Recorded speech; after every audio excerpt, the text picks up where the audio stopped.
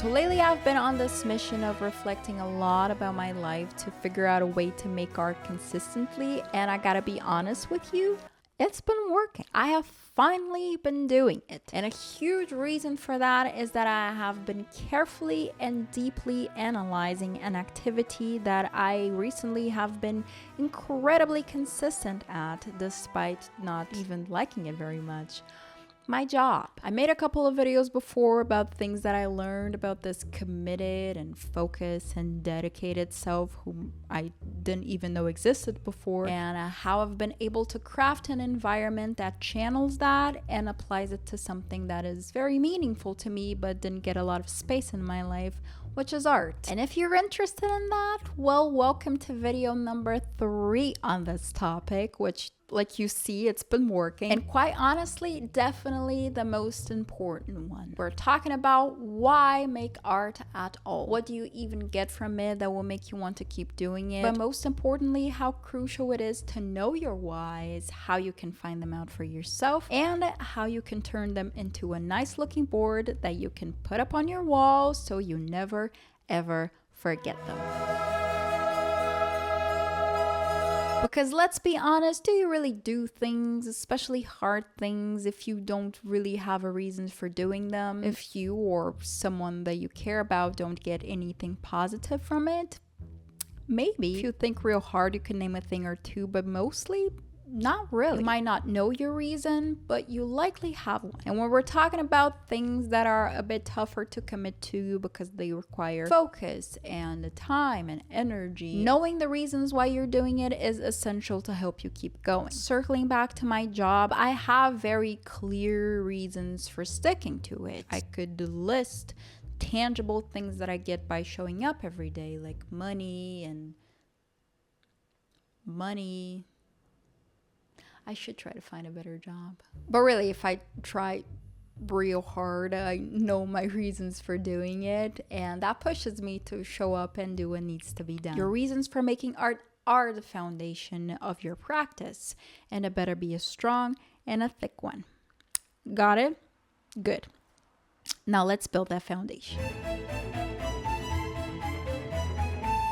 So the natural way of starting this is to sit down and ask yourself, why am I doing this? What makes me want to do it? What do I get from doing it? Which is a really good place to start. And I actually spent a few weeks with a little note on my phone, jotting things down as I went about my days. But something I noticed is that I was gravitating towards thinking of rewards as goals. Like, oh, I'm doing this because I want X, because I want to be Y, because I want to get Z. For example, like, think of what would make someone want to exercise. Like, seriously, go and think about it, and then you get back to me, because I sure as hell don't know.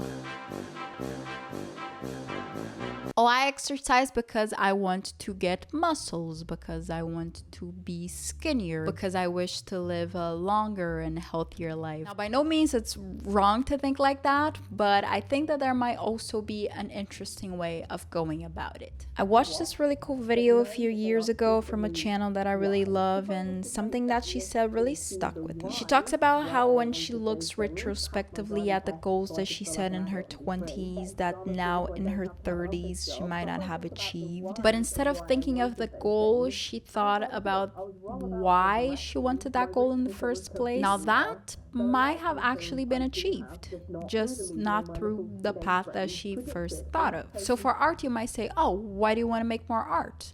Oh, because I want to draw better landscapes. But why? Oh, because it would make me happier to accurately depict the world around me. Yes, but why? Oh, because life is precious, and by drawing, I get to capture a slice of it, filtered by my own experiences, and it is beautiful to be able to look at something that I made from nothing and to be able to feel things and to taste that moment all over again. Well, now we're getting somewhere. The idea here is to find the core of the reason you're doing it, your real why. And they're all valid. You might want to make money from your art, but you want that because you seek validation and you want to feel that you're good at something and find a job where you get to be your own boss. I think it's just important to look at things this way because you might not on the first go find the path that will get you there, but you know the direction where you're heading. And who knows, you might end up finding that the path is actually the enjoyable part.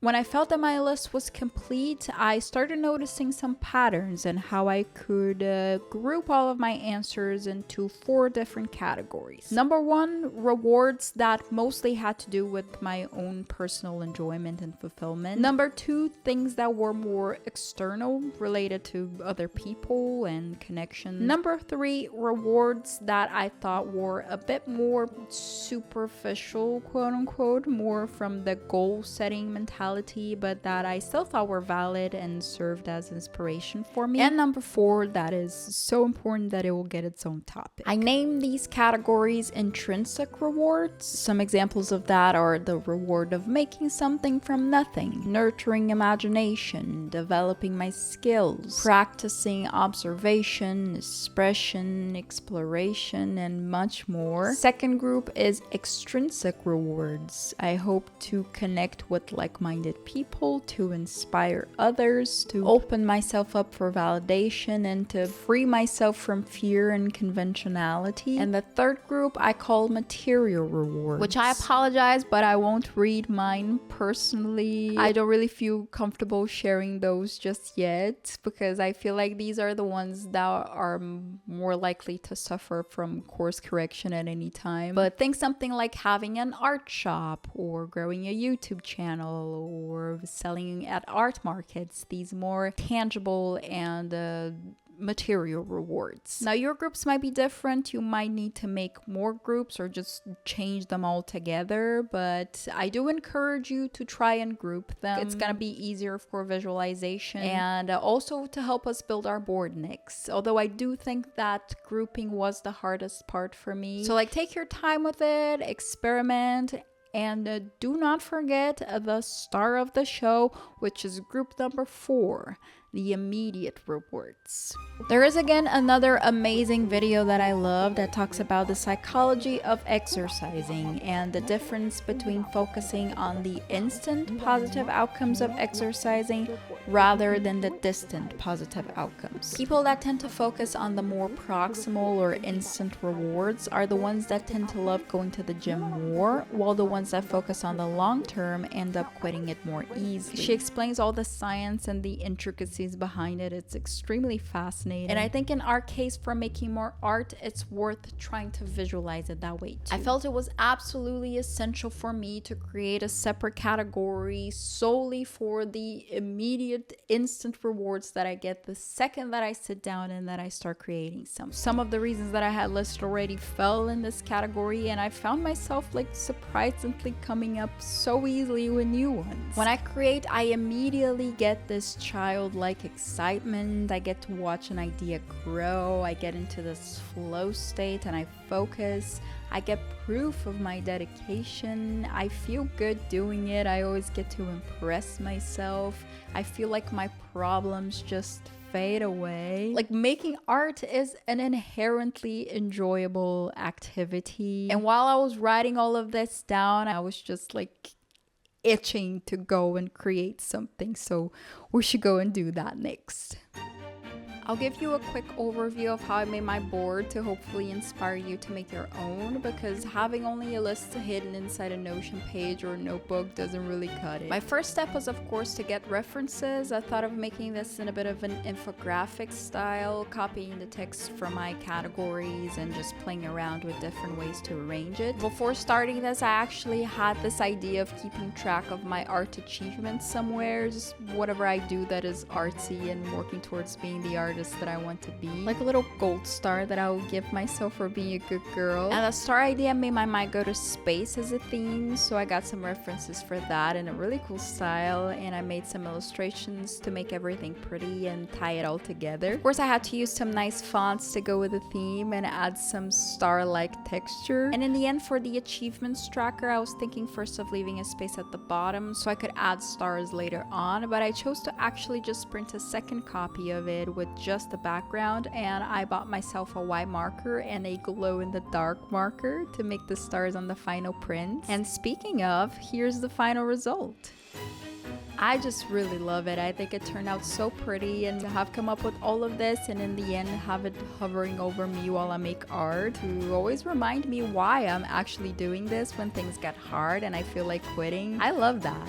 Total do it for her energy, and I'm all here for it. And if you made it this far, I just highly encourage you to make one of these for yourself if you find yourself feeling down or struggling in your art journey. And thank you so much for watching. Now just please get off the internet and go make some art.